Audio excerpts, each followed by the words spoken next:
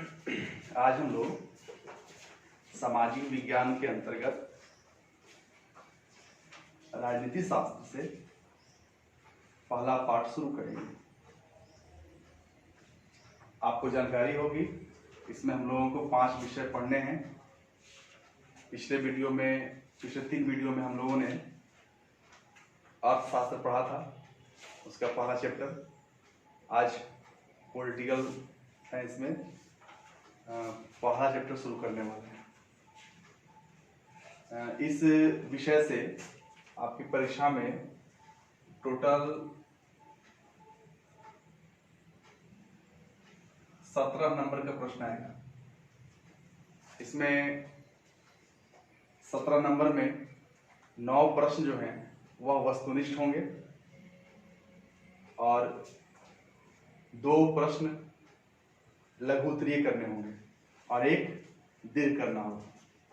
लघु उत्तरीय प्रश्न 2-2 नंबर का होगा और दीर्घ उत्तरीय प्रश्न 4 नंबर का होगा। वस्तुनिष्ठ प्रत्येक प्रश्न 1 नंबर के लिए होंगे। इस तरह आपको राजनीति शास्त्र में कुल 17 नंबर का परीक्षा देना है। इससे ये प्रश्न आएंगे।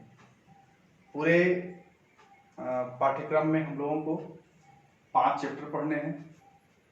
एक सूचना बता दूं आप लोगों को, अभी SCERT इस तैयारी में लगा हुआ है कि चूँकि कोरोना के चलते कक्षाएं नहीं चल पा रही हैं, पिछले 2-3 महीने से सब कुछ डिस्टर्ब है, तो हो सकता है कि आगे आने वाले दिन में आप सुनेंगे कि विभिन्न विषयों का सिलेबस जो है काफ़ी कंडेंस कर दिया गया, कम कर दिया गया। तो हो सकता है अगले 1-2 सप्ताह में इसके संबंध में निर्णय हो जाए कि आप लोगों को बोर्ड परीक्षा 2021 के लिए कौन कौन से चैप्टर पढ़ने हैं। लेकिन जब तक उसके बारे में सरकार का कोई आदेश नहीं आ जाए, तब तक हम लोग ये मान के चलेंगे कि हम लोगों को पूरा पढ़ना है। जैसे ही आदेश आएगा कि हमको कौन सा विषय में कितना पढ़ना है, तो फिर हम लोग उसी को केंद्र बिंदु मान के अपनी तैयारी को आगे बढ़ाएंगे। आइए शुरू करते हैं। पहला चैप्टर जो है, इसमें पढ़ना है हम लोगों को लोकतंत्र में सत्ता की साझेदारी। आप 9वीं क्लास में लोकतंत्र के बारे में पढ़े होंगे। लोकतंत्र पूरे विश्व में सबसे अच्छी शासन प्रणाली माना गया है। क्यों माना गया है? क्योंकि इसमें सभी प्रकार के सभी लोगों को हर तरह से सहमति और असहमति का अधिकार होता है। इसमें सभी लोगों को अपनी सरकार को चुनने का अधिकार होता है, सरकार के कामकाज की आलोचना करने का अधिकार होता है, उसका मूल्यांकन करने का अधिकार होता है, और सरकारें इस व्यवस्था में सीधे जनता के प्रति उत्तरदायी होती है। अनेक विशेषताएं हैं लोकतंत्र की, जिसके कारण इस व्यवस्था को पूरे विश्व में सबसे अच्छी शासन व्यवस्था माना गया है। हाँ, हो सकता है इस व्यवस्था में कुछ अवगुण भी हों, कुछ दोष भी हैं। जैसे कुछ लोगों ने इसे मूर्खों का शासन कहा है, या भीड़ का शासन कहा है, या कुछ राजनीतिक शास्त्रियों ने यह भी आरोप लगाया है कि लोकतंत्र में निर्णय लेने में देरी होती है।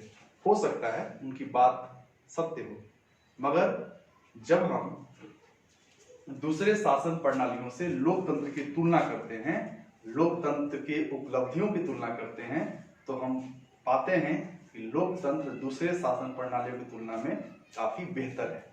ठीक है, तो हम लोगों को पहले पाठ में पढ़ना है लोकतंत्र में सत्ता में साझेदारी।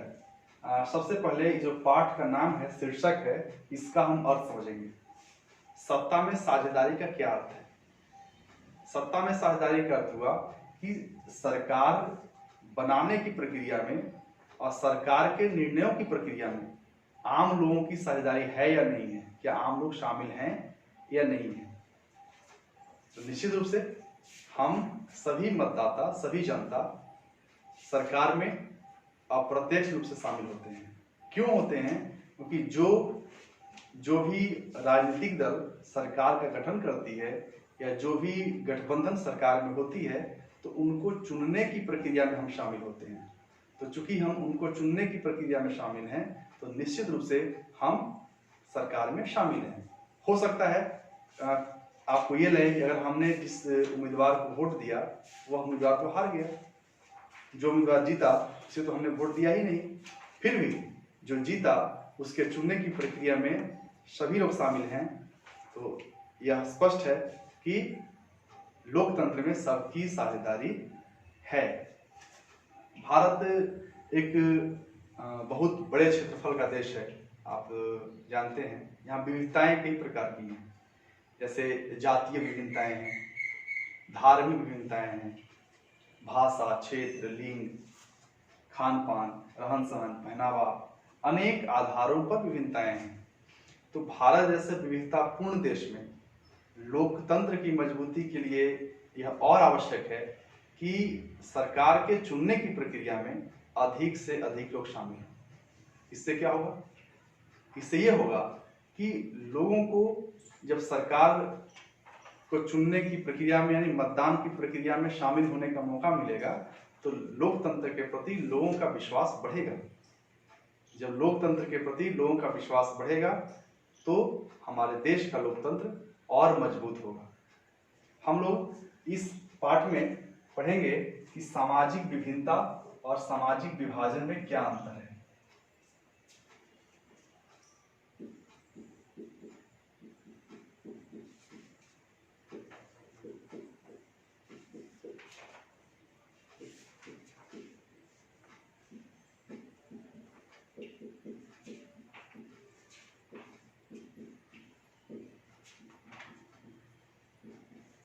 दोनों शब्दों को देखने से हो सकता है आपको लगता होगा कि कोई खास अंतर नहीं है, लेकिन अगर हम राजनीति शास्त्र की भाषा में बात करें तो हमें स्पष्ट अंतर दिखता है। जैसे आप लोग विज्ञान का जब अध्ययन करते हैं तो उसमें विज्ञान की एक प्रयोगशाला होती है जहाँ पर विभिन्न प्रकार के वैज्ञानिक प्रयोग किए जाते हैं।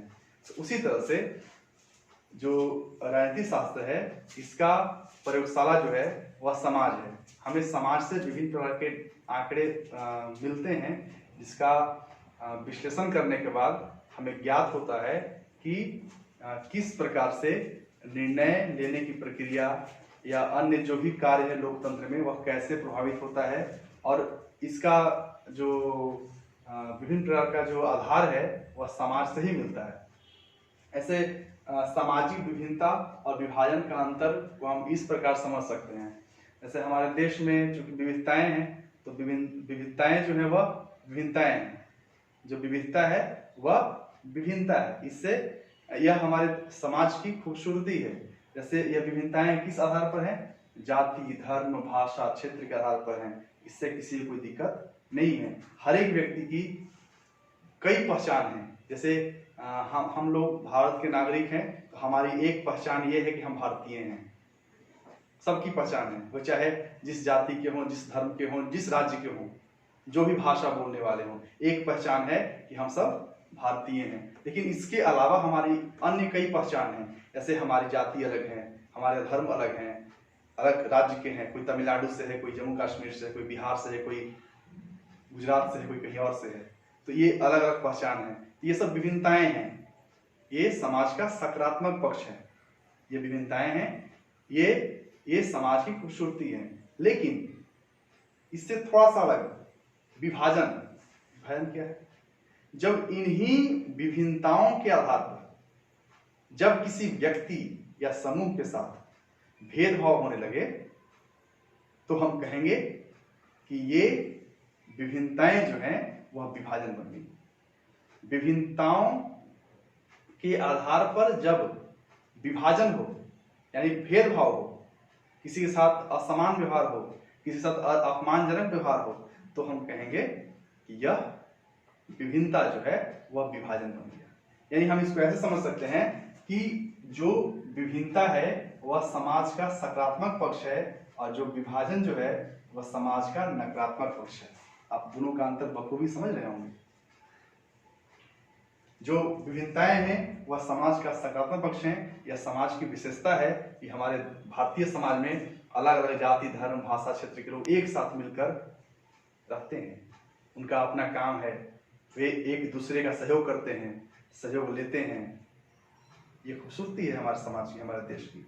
लेकिन जब इसी आधार पर किसी व्यक्ति या समूह के साथ भेदभाव होने लगता है, इन्हीं विभिन्नताओं के आधार पर, तो हम कह सकते हैं यह विभिन्नता जो है वह विभाजन का रूप ले लिया, जो कहीं से भी देश की एकता के लिए, समाज की संरचना के लिए उचित नहीं है। इस बात को समझने की आवश्यकता है। अब सबसे पहले आप ये समझ लें, इसका आधार क्या होता है। विभिन्नताओं का आधार क्या है? जाति है, धर्म है, भाषा है, क्षेत्र है, लिंग है, संस्कृति है, इसके अलावा खान पान भी हो सकता है, फिर पहनावा है, आदि अनेक आधार हो सकते हैं। जब इस आधार पर किसी के साथ भेदभाव हो, जैसे मान लीजिए अगर जाति के आधार पर भेदभाव, ये गलत है, संविधान इसकी मना ही करता है। हाँ, लेकिन जाति व्यवस्था तो है। धर्म है, धर्म के आधार पर भेदभाव हो, यह भी गलत है, यह भी विभाजन का एक रूप है। लिंग के आधार पर हो, यह भी विभाजन का एक रूप है। लेकिन विभिन्नताएं हैं, हमारे भारतीय समाज में विभिन्नताएं हैं, हम इससे इनकार नहीं कर सकते हैं। अब सवाल उठता है, क्या सभी प्रकार की विभिन्नताएं विभाजन बनती हैं? क्या सभी प्रकार की विभिन्नताएं विभाजन बनती हैं? नहीं बनती हैं। जैसे इसको हम एक तरह से और समझ सकते हैं, जैसे विभिन्नताओं का सबसे सुंदर उदाहरण कुछ है मेरी समझ से, तो हमारा क्लासरूम होता है। हमारे क्लासरूम में मान लीजिए अगर 30 बच्चे बैठे हुए हैं, 40 बच्चे बैठे हुए हैं, तो उसमें भी विभिन्नता है, उसमें भी सामाजिक विभिन्नता है। इस बात को समझने की आवश्यकता है। कैसे? जैसे क्लासरूम में 40 बच्चे बैठे हुए हैं, क्या सबकी जातियां एक हैं? नहीं है। देखिए, मैं किसी जाति की बात नहीं कर रहा हूं, मैं अपने क्लासरूम का उदाहरण इसलिए दे रहा हूं ताकि आप इस सामाजिक संरचना को समझें।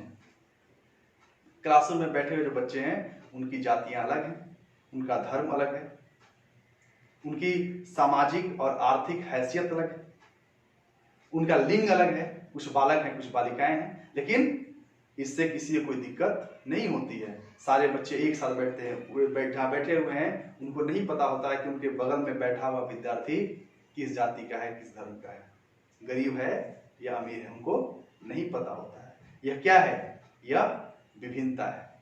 लेकिन जब इन्हीं विभिन्नताओं के आधार पर किसी बच्चे के साथ या किसी व्यक्ति के साथ, किसी वर्ग के साथ, किसी समूह के साथ अगर भेदभाव होने लगे, कोई ये कहे कि मैं अमुक जाति के बच्चों के साथ नहीं बैठूंगा, तो यहाँ पर क्या कहेंगे इसको? हम कहेंगे कि विभिन्नताएं जो हैं वह विभाजन बन रही हैं। तो मुझे लगता है कि इस एग्जाम्पल से आप इसको समझ रहे होंगे। सवाल मेरा अगला है कि क्या सभी प्रकार की विभिन्नताएं विभाजन बनती हैं? ये विभिन्नताएं हैं जाति, धर्म, भाषा, क्षेत्र, लिंग, संस्कृति, खान पान, पहनावा आदि। ये विभिन्नताएं हैं, क्या सभी प्रकार की विभिन्नताएं विभाजन बनती हैं? तो इसका जवाब है नहीं, सभी विभिन्नताएं विभाजन नहीं बनती हैं। तो कौन सी विभिन्नताएं विभाजन बनती हैं? जब विभिन्नताओं के साथ साथ लोगों का उद्देश्य अलग होता है, तब ये विभिन्नताएं जो हैं वह विभाजन बन जाती हैं। विभिन्नताएं भी हैं और विभिन्नताओं के साथ साथ लोगों का उद्देश्य भी अलग है, तो विभिन्नताएं विभाजन बन जाती हैं। तो ऐसे सभी विभिन्नताएं विभाजन नहीं बनती हैं। तो मुझे लगता है कि आप विभिन्नता और विभाजन का अंतर समझ रहे होंगे। आइए एक क्वेश्चन नोट करते हैं।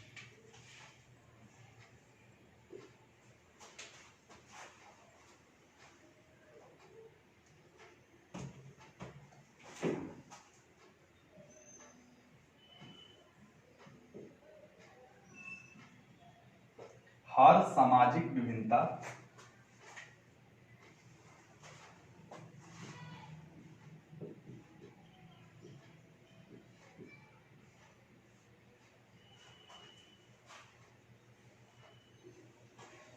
सामाजिक विभाजन का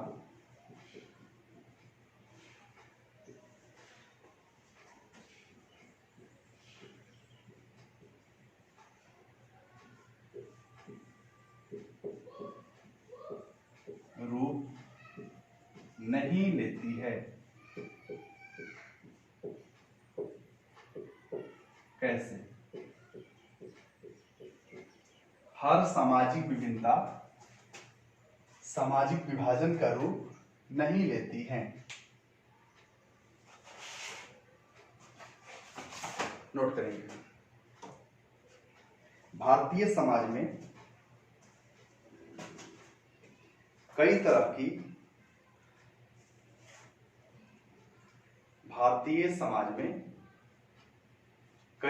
की विभिन्नताएं पाई जाती हैं।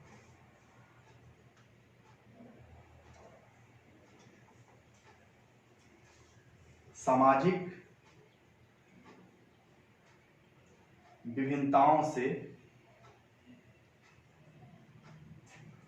सामाजिक अंतर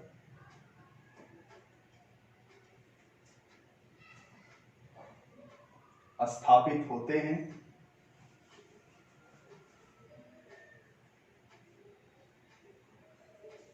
जब कोई एक अंतर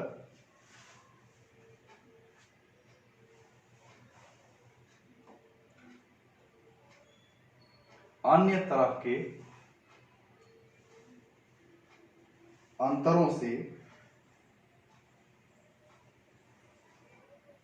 महत्वपूर्ण होने लगता है,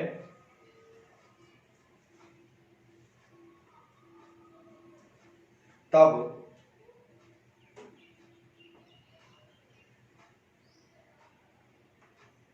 सामाजिक विभाजन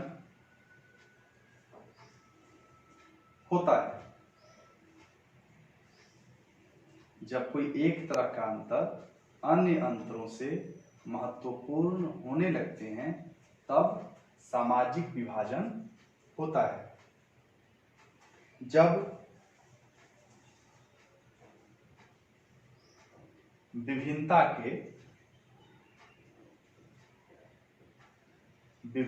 के बावजूद लोगों का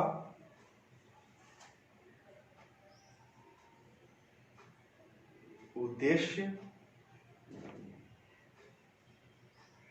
एक होता है, तब विभिन्नताएं विभाजन नहीं बनती हैं। तब विभिन्नताएं विभाजन नहीं बनती हैं, परंतु जब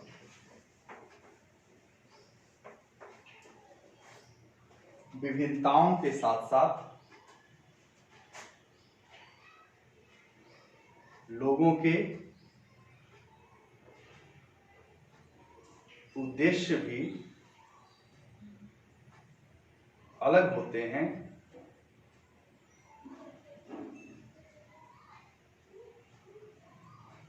तब यह निश्चित है कि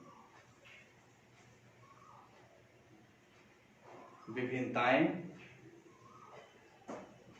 विभाजन का रूप लेंगी। ठीक है, आप समझ रहे हैं कि कब विभिन्नताएं विभाजन बनेंगी और कब विभिन्नताएं विभाजन नहीं बनेंगी। स्पष्ट है कि जब विभिन्नताओं के साथ साथ लोगों का उद्देश्य अलग हो, तब विभिन्नताएं विभाजन बनेंगी। अगर विभिन्नताएं हैं मगर लोगों का उद्देश्य एक है, तो वहां पर वो विभिन्नताएं विभाजन नहीं बनेंगी। जैसे हमने जो एग्जाम्पल दिया आपके क्लासरूम का, तो यहाँ पर विभिन्नताएं तो हैं, इस बात से आप सहमत हैं। विभिन्नताएं हैं मगर सबके उद्देश्य एक है। उद्देश्य क्या है? शिक्षा ग्रहण करना, कुछ सीखना। तो वहां किसी का और उद्देश्य नहीं है, तो वहां पर विभिन्नताएं जो है वो विभाजन नहीं बनेंगी। लेकिन अगर विभिन्नताएं हैं और उनके साथ साथ लोगों का उद्देश्य भी अलग हो जाए, तब तो यह निश्चित है कि उन विभिन्नताओं के आधार पर विभाजन होगा। तो ये मैंने प्रारंभ में कहा है कि राजनीति शास्त्र का जो प्रयोगशाला है वह समाज है। तो आपको इसके एग्जाम्पल समाज से ही लेने हैं, समाज में ही देखने हैं। ठीक है, तो ये था पहला क्वेश्चन, हो गया। आगे हम बढ़ते हैं।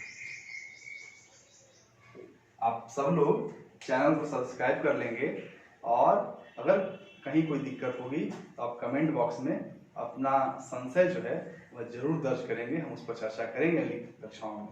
ठीक है, प्रयास करना है घर में रहते हुए अच्छी तैयारी करनी है। मैंने पहले बताया कि जैसे ही कुछ बदलाव होगा अगर आपके पाठ्यक्रम में, तो हम जरूर उसके बारे में बताएंगे आपको अगले वीडियो में, और हम लोग फिर उसी के संदर्भ में तैयारी करेंगे। और जब तक कोई बदलाव की सूचना नहीं मिल जाती है तब तक हम लोग ये मान के चलेंगे कि हम लोगों को बिहार बोर्ड 2021 के परीक्षा के लिए पूरा पाठ्यक्रम पढ़ना है, जैसे पहले से हम लोग, जैसे आपके पहले वाले विद्यार्थी पढ़ते आए हैं। ठीक है, बदलाव होगा तो उसके बारे में चर्चा करेंगे। सेकंड क्वेश्चन में आते हैं। सामाजिक अंतर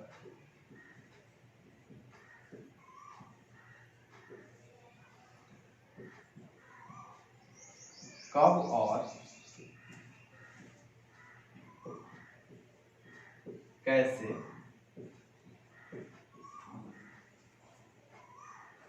सामाजिक विभाजनों का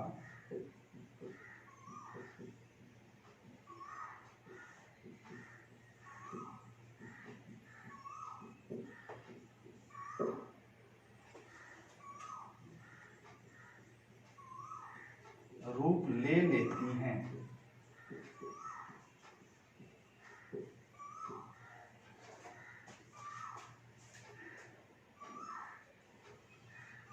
इसको नोट करेंगे, नोट करेंगे, फिर इसको चर्चा करेंगे। देखिए, किसी भी समाज में विभिन्नताएं मौलिक होती हैं।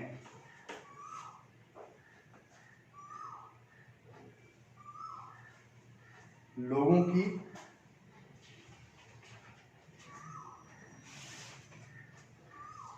आर्थिक, सामाजिक एवं सांस्कृतिक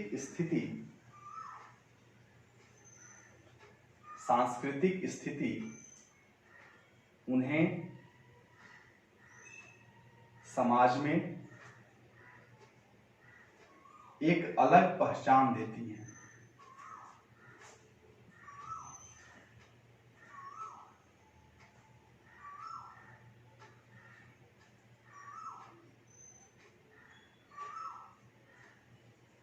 अलग पहचान देती है।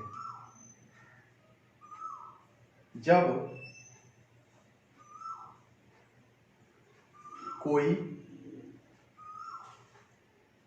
सामाजिक अंतर का अर्थ हुआ विभिन्नता। जब कोई सामाजिक अंतर असंतोषजनक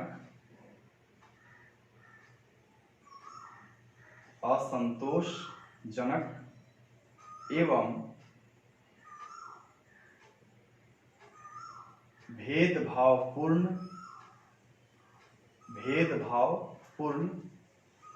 हो जाता है,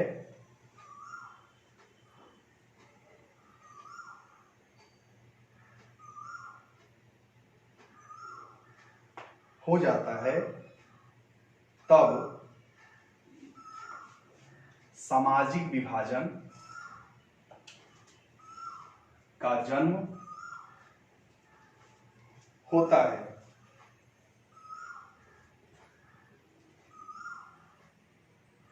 जब लोग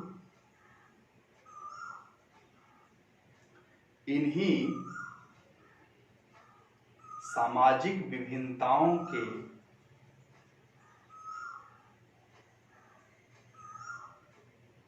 आधार पर स्वयं को अन्य लोगों से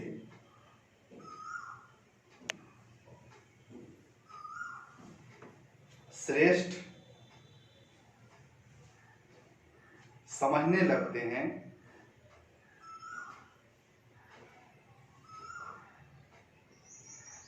तब सामाजिक विभाजन शुरू होते हैं। तब सामाजिक विभाजन शुरू होते हैं। पाराक्षण करेंगे, फिर लिखेंगे। अतः हम कह सकते हैं कि जब एक तरह का अंतर अन्य तरह के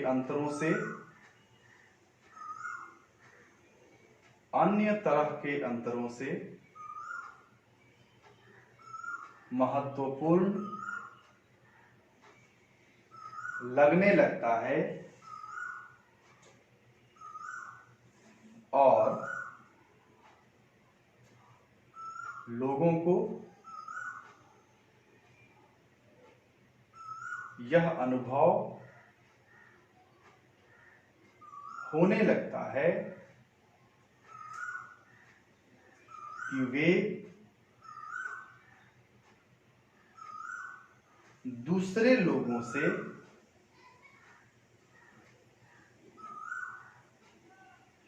अलग हैं, तब सामाजिक विभाजन का जन्म होता है। तब सामाजिक विभाजन का जन्म होता है। ठीक है, यानी स्पष्ट है कि हर समय, हर जगह, हर एक परिस्थिति में ये विभिन्नताएं विभाजन नहीं बनती हैं। तो कब बनती हैं? जब मान लीजिए कोई व्यक्ति या कोई समूह इन आधारों पर स्वयं को बाकी लोगों से, उस समूह के, समाज के बाकी लोगों से अलग समझने लगे या श्रेष्ठ समझने लगे कि हम बाकी लोगों से श्रेष्ठ हैं, उनसे अलग हैं। किन आधारों पर? इन विभिन्नताओं के आधार पर, जाति, धर्म, भाषा, क्षेत्र, लिंग आदि के आधार पर।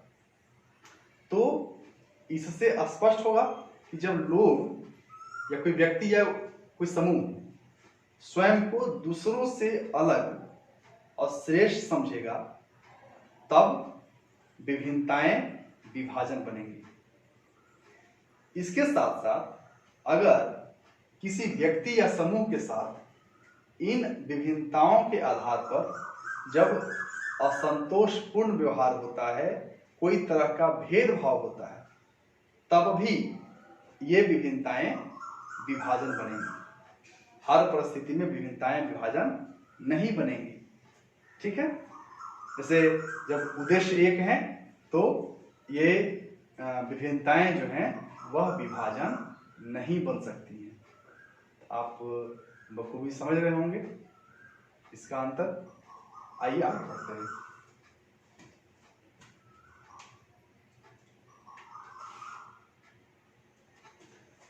क्वेश्चन नंबर 3 है,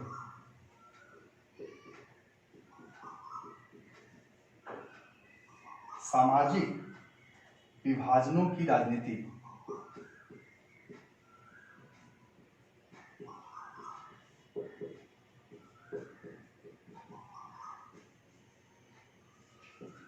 के परिणाम स्वरूप ही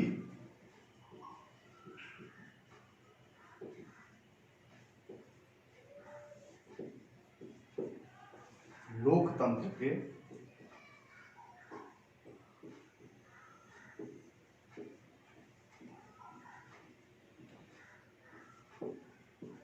व्यवहार में परिवर्तन होता है।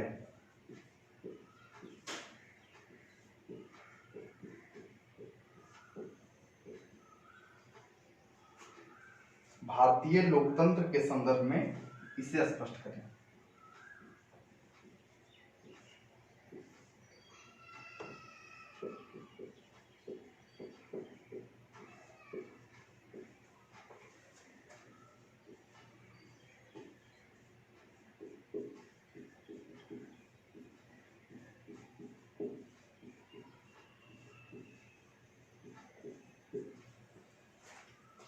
सामाजिक विभाजनों की राजनीति के परिणाम स्वरूप ही लोकतंत्र के व्यवहार में परिवर्तन होता है।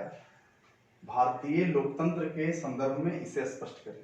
एक चीज ध्यान देंगे, लोकतंत्र के व्यवहार में परिवर्तन का अर्थ है सरकार के व्यवहार में परिवर्तन, और सामाजिक विभाजनों की राजनीति का अर्थ है कि इन आधारों पर जब राजनीतिक दल अपने नीतियां या अपनी योजनाएं बनाने का प्रयास करते हैं तो उसको हम कहेंगे कि विभाजनों की राजनीति। जब किसी खास जाति, धर्म या क्षेत्र की बात की जाने लगती है तो वहां से विभाजन शुरू होता है, तो उसका प्रभाव निश्चित रूप से लोकतंत्र पर यानी कि सरकार की कार्य प्रणालियों पर पड़ता है। कुछ राजनीतिक दल अपने आप को किसी खास जाति, खास धर्म या खास क्षेत्र का प्रतिनिधि के रूप में पेश करते हैं। इससे भी ये विभिन्नताएं विभाजन बन सकती हैं, बनती हैं। नोट करेंगे इसको। भारत में सामाजिक विभाजन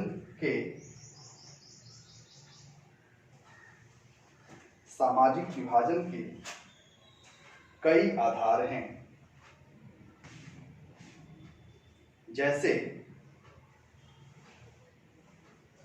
जाति,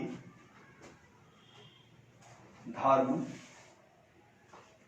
भाषा, क्षेत्र, लिंग आदि।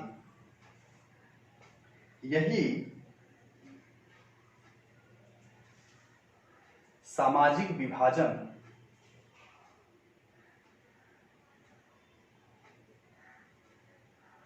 जब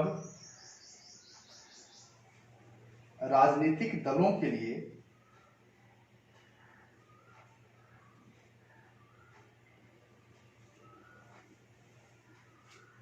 चुनाव के दृष्टिकोण से महत्वपूर्ण बनने लगते हैं, तब लोकतंत्र के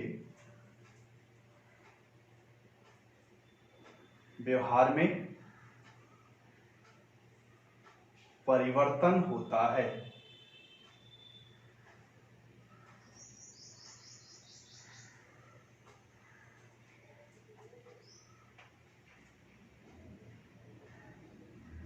लोकतंत्र में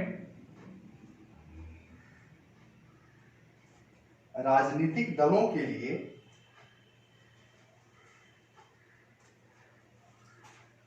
वर्ग विशेष के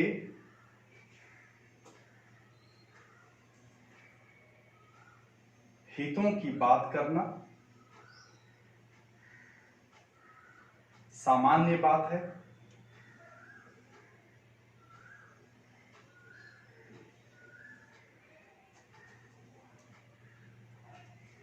विभिन्न समुदायों को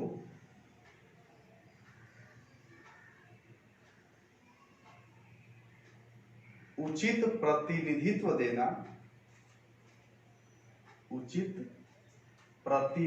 देना और उनके संवैधानिक मांगों को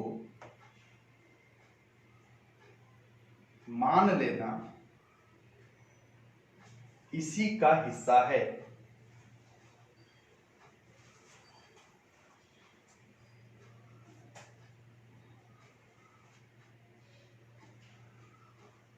कई राजनीतिक दल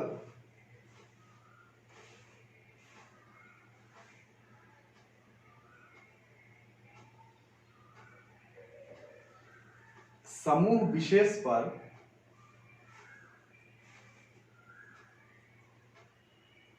विशेष ध्यान देते हैं।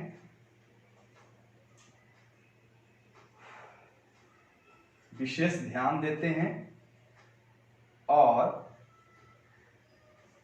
उन्हीं के हित में नीतियां बनाई जाती हैं।